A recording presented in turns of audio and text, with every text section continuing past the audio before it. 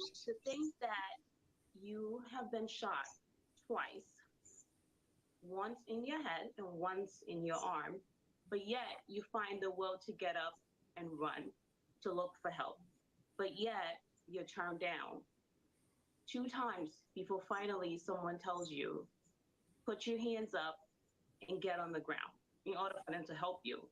That, it brings my heart to the, because clearly he needed help. But Wow. Good morning and welcome to the National Newspaper Publicists Association's Let It Be Known.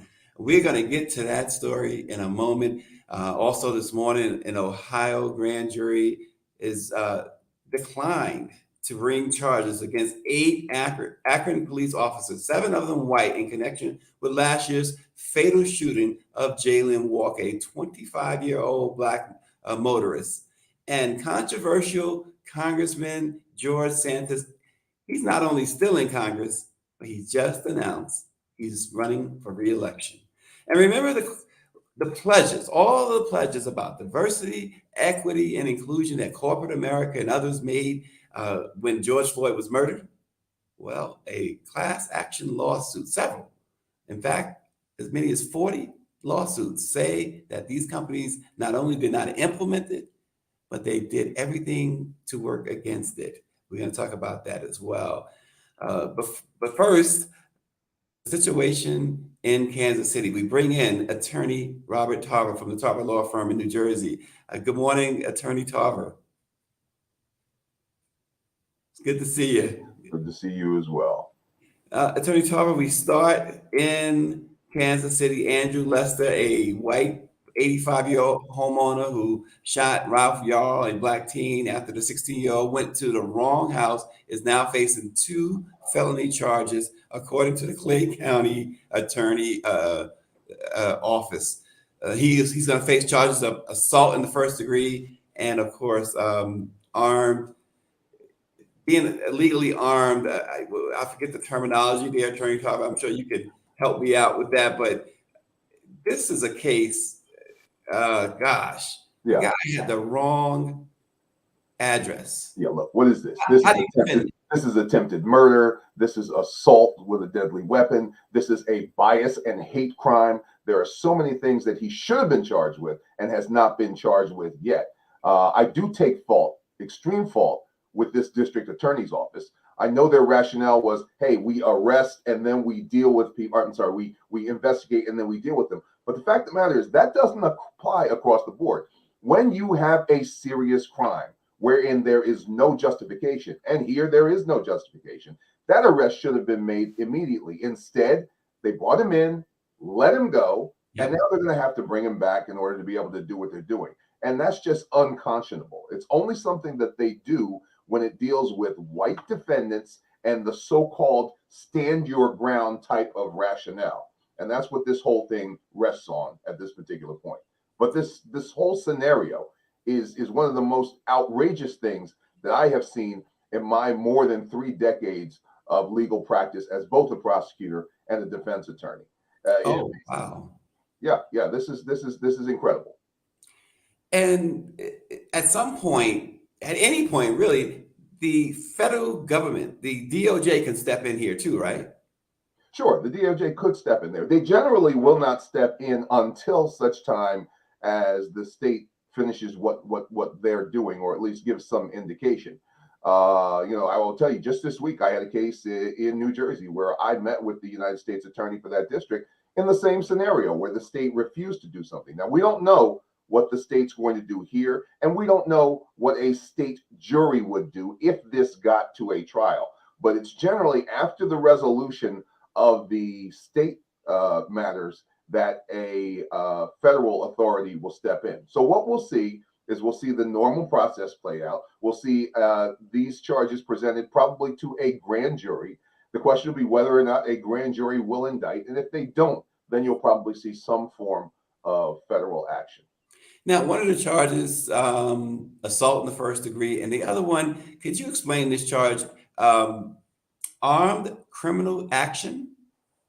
Yeah, that's one of the catch-all types of charges where it basically is, in most jurisdiction, it's kind of like an unlawful possession of a weapon for unlawful purposes. In other words, you use the weapon for an unlawful purpose, whatever that purpose was. And here, in my mind, it's an attempted murder. You're not stopping a break-in. You're not defending your home. You're not saving others, and you're not protecting yourself. So what are you doing? You're taking aggressive individual action against this young man, ostensibly, likely, and almost positively because he happens to be black at your door and you don't like his complexion at your door. You're going to do something about it. So why armed criminal action? Why not just attempted murder? It's interesting because every jurisdiction has their own way of charging. Every jurisdiction has their own set of facts here. And just because you see an initial charging of certain crimes doesn't mean that there will not be further crimes charged here. Again, there's going to be, I think, a further investigation of what happened here. Because the great thing is that you have a young man who survived. Yes. And he can tell the story of exactly what happened here. Most cases, you're dealing with a body. And so we're left to piece things back together, either through video or testimony of individuals. But this young man is going to be able to tell what happened. I mean, we know pretty much what happened to this kid. This kid made a mistake, went to the wrong door, was going to pick up his little brother, and bam, that's it. And Stacey, we get to the point where this young man, while laying on the ground, gets shot again. Circumstantial evidence. You can't tell what a person's thinking. Generally, they're not going to say what they're thinking, but their actions say what they're thinking. If you can shoot someone while they are helpless on the ground, it is your intent for that person to die. And that's what happened here. This was a clear intent to murder and kill for no reason. Yeah, my old schoolmate Maurice Drink says, "Thank God he survived." Like you, Tarver. How much, if any, will this man's age play a factor? He's 85 years old. It should play no factor in the charging process, and it should play no factor in any of the processes going forward. However, let's be realistic. There is at times either a competency factor that may emerge. In other words, they may say that this is a man who, at his advanced age, suffering from some form of dementia or other disorder, or there's a sympathy factor, which is to say, well, you know what? This is a guy who's at the end of his life. How should he spend the end of his life? Fact of the matter is, even if he is convicted of something minor, he should spend the rest of his days in jail. And it is repulsive that he was even released after this. This man is a danger. Yeah, it's not a white collar crime. This is a violent, brutal, attempted murder. Yeah. And the crazy thing is, when it comes to white men, they get the benefit of the doubt, where prosecutors say, well, it's not likely that he's going to do it again, and so we'll release that person. Why is it not likely? If you had the guts and the chutzpah and the craziness to do it in the first time, what makes you think you're not going to do it again? Yeah. So this is something that unfortunately we face as a regular instance and happenstance as Black people in America. Well, and Power 96 writes in, "I'm sick and tired of being sick and tired. What happened in Kansas City reeks of a cover-up. The police lied and the DA did not want to act until there was outside pressure." We know that the quote-unquote Black Attorney General, Ben Crump and S. Lee Merritt, took this case, is representing the family in this case. So there is a lot of attention drawn on this, and we want to say kudos to the Kansas City Defender. They are the newspaper that broke the story. Their online paper, they broke the story. A young Black-owned news organization here in Kansas City.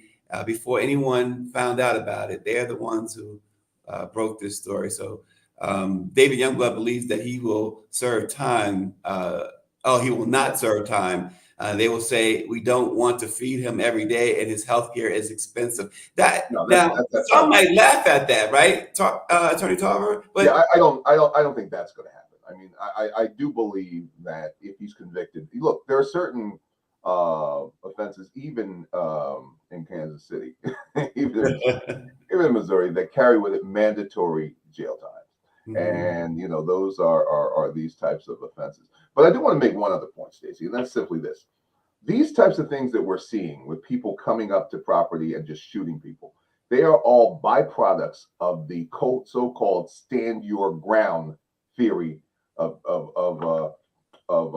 law, which is to say that you have the right to protect your property. But the problem is that people are taking this way too far.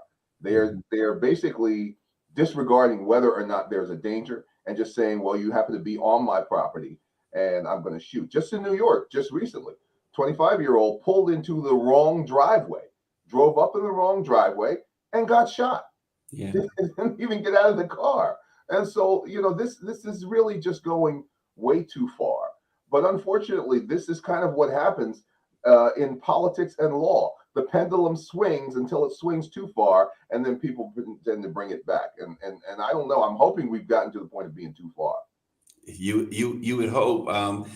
Look what's going on now in Ohio. There's a lot of angst and a lot of protests and demonstrations going on even as we speak, as a grand jury declined to bring charges against the Akron police officers, 7 of them who were white, in connection with last year's shooting of Jayland Walker, a 25-year-old black motorist. The grand jury officers were, quote, legally justified in their use of force, according to Ohio Attorney General Dave Yost.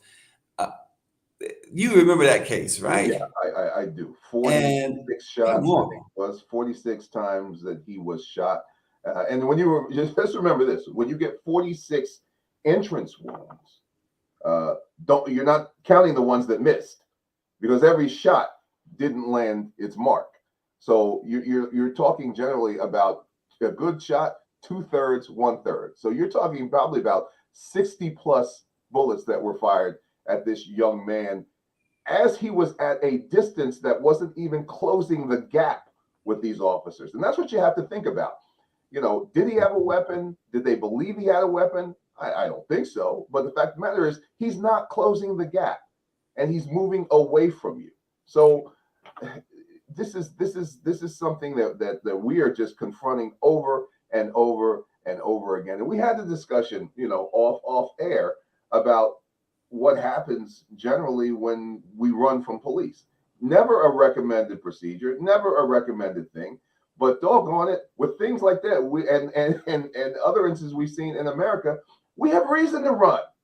We have reason to fear our lives from the very people who are supposed to protect us. So this is the problem. And once again, here's a couple of observations, questions. First of all, David Youngblood says it was 94 shots with 46 entrance wounds. Now, Power 96. First, let me get to Maurice Drinks, and then because I think what Power 96 furthers this discussion, Attorney Tarver. Maurice Drinks says, here's an interesting question. What would happen to any of us if a random stranger rang our bell and we just came out blasting? I think we know the answer to that, right? But Power 96 says this, Attorney Tarver, and I really want your input on this. It is time to ban grand juries or make their proceedings open to the public. Well, I have a mixed feeling about that. As a person who has been involved in grand juries and has steered them over the years, I tend to favor grand juries, because the other process is simply, as a prosecutor, to reject it on your own without people getting a chance to hear it. The problem is not necessarily the grand juries. The problem is the prosecutor who brings the case into the grand jury. Because if you present a case properly to grand jurors so that they understand all the factors, there is very, very little room for them to deviate from where you've taken them. Now, rarely a grand jury can go rogue or whatever else like that. But I can tell you this, as a prosecutor, I never had anything indicted that I didn't want to indict, and always indicted everything that I wanted to indict, whether it had to do with homicide or simple theft, because I let them know what we needed, what it was about, and brought them along. And people have to understand the thing about grand juries is generally prosecutors have a period of time with a grand jury where they get to be socialized. In other words, the grand juries get to know that prosecutor. And because they get to know that prosecutor over a series of days or weeks or anything else like that, they tend to understand what a prosecutor is saying to them in terms of the seriousness of a crime and in terms of what the prosecutor believes should happen. And if they trust that prosecutor and that prosecutor steers it in that direction and explains to them how serious these things are, they tend to indict. Conversely, if a prosecutor does not push and does not show the same zeal for making sure that they understand what happened, they tend not to indict. Now, I'm not telling you that a prosecutor can move a grand jury this direction or move a grand jury that direction, only because I'm not telling you that. So that there's that old legal saying, right? You could, a prosecutor can indict have a ham sandwich indicted, right? Absolutely. But in some ways, or maybe even in a lot of ways, it goes back to the question that Power 96 asks about: what's the purpose of grand juries? Then I know, like you said, some of them, it's rare, but some of them go the other way, right? But it's rare. Some do. Some go the other way. But you know what? See, but here's the larger picture, and this is what we fail to understand. It is about having control of your electoral system. So where you have elected prosecutors, you've got to elect people who are going to do what they need to do. And if they're appointed prosecutors, you've got to elect the people who appoint those prosecutors. So if we're not going to get out and vote, and we're not going to exercise our right to have control over this, then we can't really complain about it. Because we can control these prosecutors if we were to step up. If every eligible person of color were to step up and do their responsibility and job and vote these things, we'd have absolutely no problem with having prosecutors who know how to do what they need to do in moving these things forward. Well, and the other side, my side is this: for everybody who looks like you and me, Tarver, do whatever you can not to get into that legal system. We have, regardless of resources, we have our odds are really stacked against us, right? Yeah.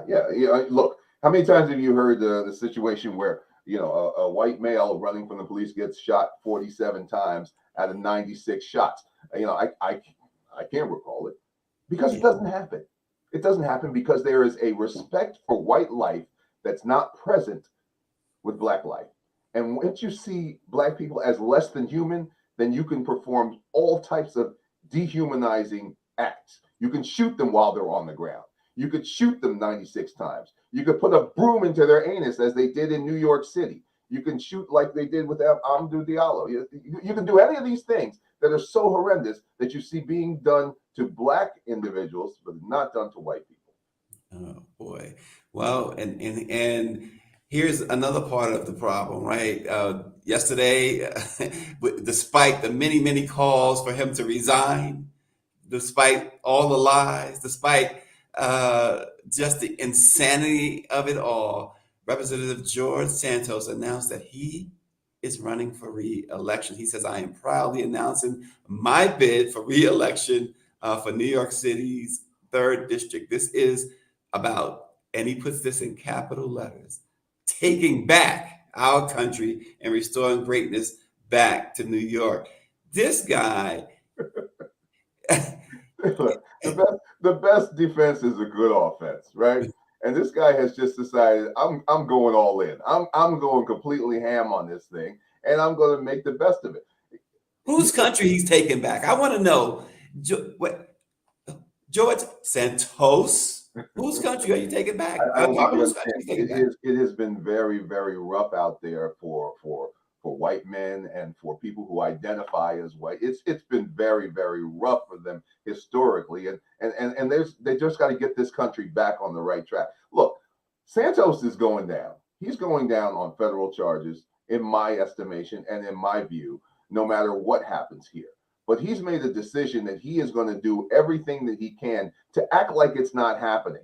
And it just reminds me, we were talking the other day about the character it was on Saturday Night Live with John Lovitz, the liar, where he would just say all kinds of outrageous things, you know, and this is the real life character. This is John Lovitz brought to life here. This is a young man that has absolutely no regard for the truth, no regard for process, no regard for how things have worked or should work in a democratic society. And the sad thing, Stacey, is that he is not alone. He is just a symptom and a byproduct of what has happened over the past few years, beginning with Donald Trump's election and pulling the scab off of a very nasty and dirty America. You know, Santos, well, Maurice says Santos is another individual who should be in jail. David Youngblood says he's looking for a way out. It's better for a plea deal to keep running. And Power 96 says that George Santos is a gift for Democrats if they know how to use Santos's ignorance as a campaign slogan. I don't think many people are confident that Democrats know how to use anything to their advantage anymore. But beside the point, worse on messaging than we've ever seen the Democrats. Ever, right? Horrible on messaging. and there's so much material out there. There's so much material to work on, but they want to wait until the absolute. And I understand there's a cost. There's a financial cost to being able to message. But the fact of the matter is, you will see Republicans message year-round, 24/7. You'll only see Democrats try to message as they get closer to elections, and that is the problem. You're getting message saturation from Republicans. You over and over again, we're hearing people talk about, you know, you didn't see what you really saw. You know, and that has an effect, and there's no opposition to it. Wow. No. Well, you know, you remember Attorney Tarver. We all remember right after the murder of George Floyd, there was all of these pledges, large corporations making these pledges about diversity commitments. Well, following George Floyd's murder, many businesses, of course, they moved quickly to issue statements and adopt new procedures, they said, to combat racial, ethnic, and gender inequalities among their employee ranks. Well, according to several investor and employee lawsuits, these firms did not incorporate DEI pledges into board and staff. There are over 40 lawsuits, and the most egregious are against Wells Fargo and Delta Airlines. Speaking about, so surprised at Wells Fargo. Are you surprised? Given the fact that they're coming out of 3 major national lawsuits dealing with redlining, dealing with loans, and all of those things, and failure to provide loans to Black people. You know, this is who Wells Fargo is. And the fact of the matter is, a lot of people wanted to give them the benefit of the doubt, thinking that they had changed, that they were ready to move forward. But look, this is symptomatic amongst corporate America. They've had the opportunity to make these types of pledges and these big pronunciations about what they're going to do and what's important to them and what's important to society. And they rarely, ever follow through. Now, there was a big push in the 70s and the beginning of the 80s in terms of hiring Black people and moving them into positions, but those pushes are gone. Well, in addition, one of the lawsuits against Wells Fargo alleges that the company performed, quote, sham interviews to nominally fulfill a diversity enhancing policy. Just like the NFL. Just like the NFL, right? You know, bring these coaches in. We're not going to hire you. But this is how those lawsuits go. The fact of the matter is, it's very difficult to hold companies responsible for pledges. However, it is much easier to hold them responsible for things that they allege are their policy. So if a company alleges something is their policy and they ostensibly put that into effect as a policy, then a violation of that policy can cause them legal jeopardy. So for example, if you say that you are committed to diversity in certain areas, that you and being more concrete, you know, sometimes talking about goals. You certainly can't say that you're going to have the specifics, but you can talk about goals and things of that nature.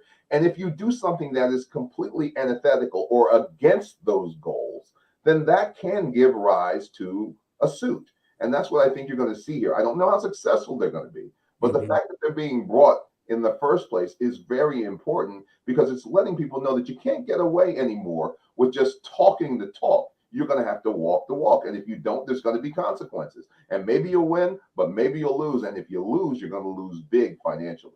Well, and in one instance, one suit, I should say, alleges that Wells Fargo did take a little action on DEI only after media coverage forced them to.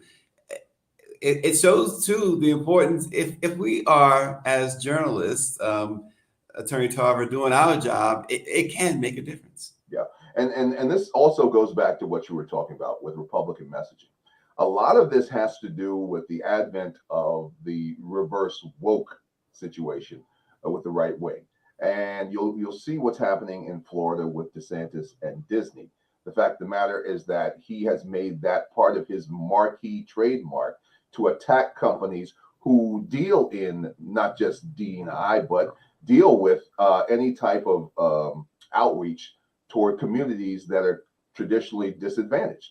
And I think a lot of these companies now are they're kind of feeling that. They're feeling the idea that, hey, we have some sort of cover. Whereas during the George Floyd era, the cover was the other way, that the pressure was on them. DeSantis and his group have taken a lot of the pressure off because they've said, you don't have to be woke, so to speak. I hate to even use it.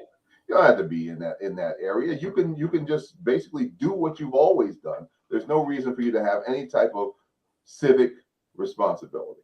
Well, some of the lawsuits against Delta take the form of shareholder derivative proceedings in which investors claim that a company's failure to achieve specific DEI goals, such as raising the proportion of women in management, caused the value of its stock to decline. I didn't know you could spoke that. Those are the strongest suits, because these are people who, in every lawsuit, you have to have what is called standing.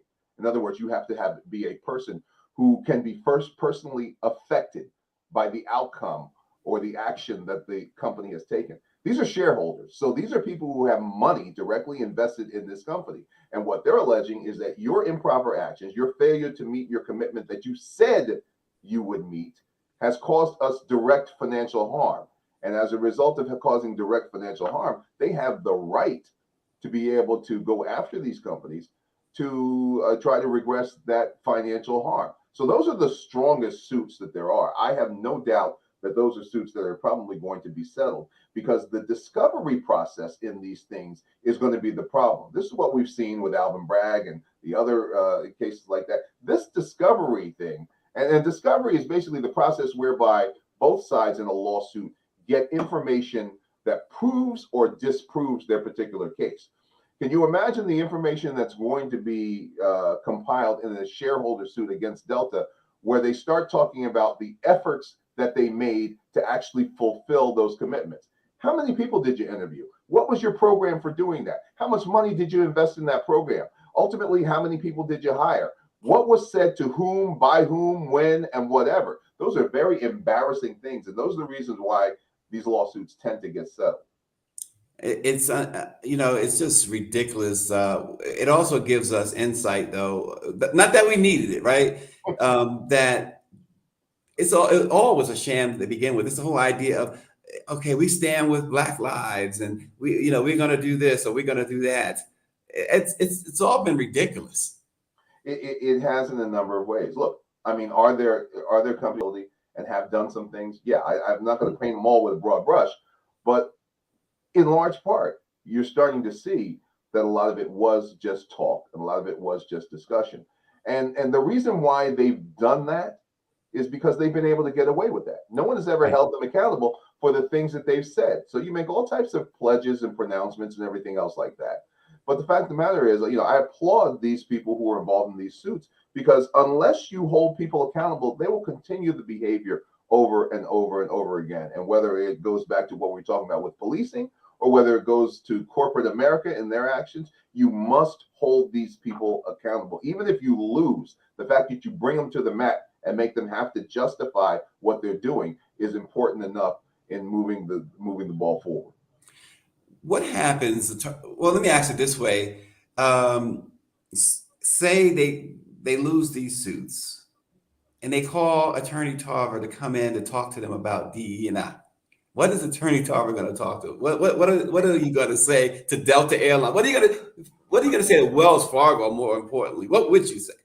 Well, look, I have done the diversity training, and what I try to tell all of the entities that I've dealt with in diversity training is this: there is a culture that you need to create in your company, which is a culture of inclusion. You have two choices. You have either the choice to reject the vision of a fully multicultural America, or to accept that. You can accept it or you can reject it.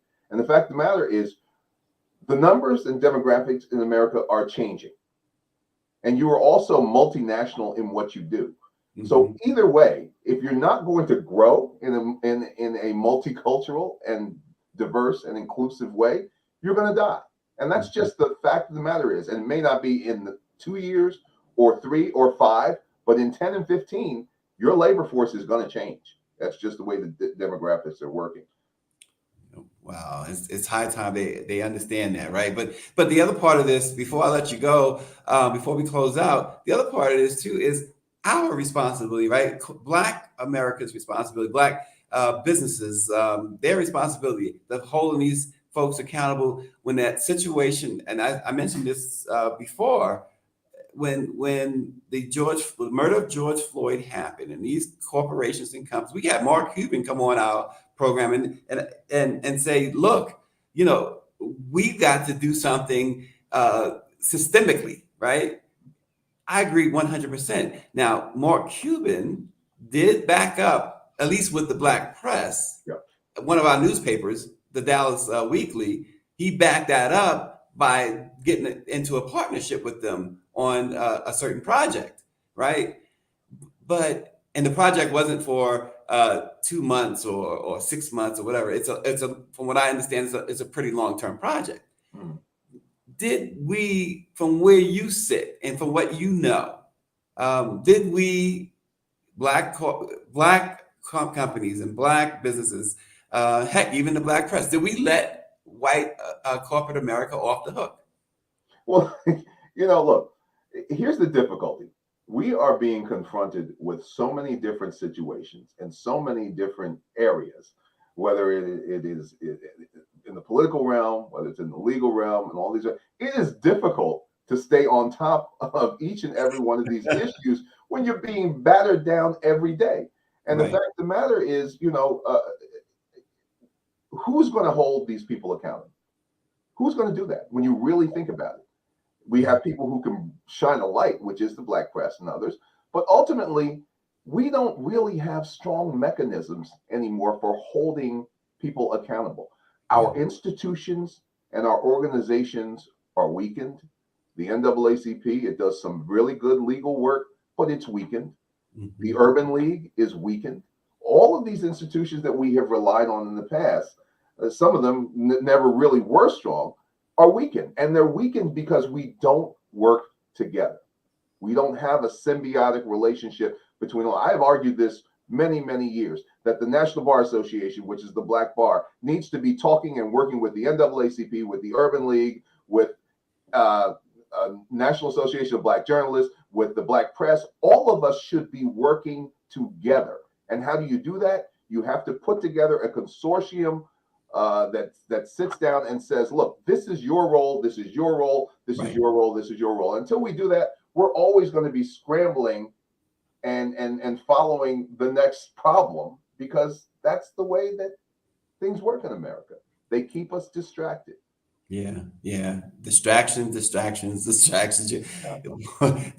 is one of the 2 billion reasons why we like to have you on, because you really break it down for us like nobody else. Distraction. No, you break it down so well, legally and otherwise. So we appreciate you, Attorney Robert Tarver, the Tarver Law Firm. Look him up. Not that he is out here seeking any more cases, but I'm sure he'll help you out if necessary. Thanks so much, Attorney Tarver. And thank you all for watching Let It Be Known. We'll see you again tomorrow.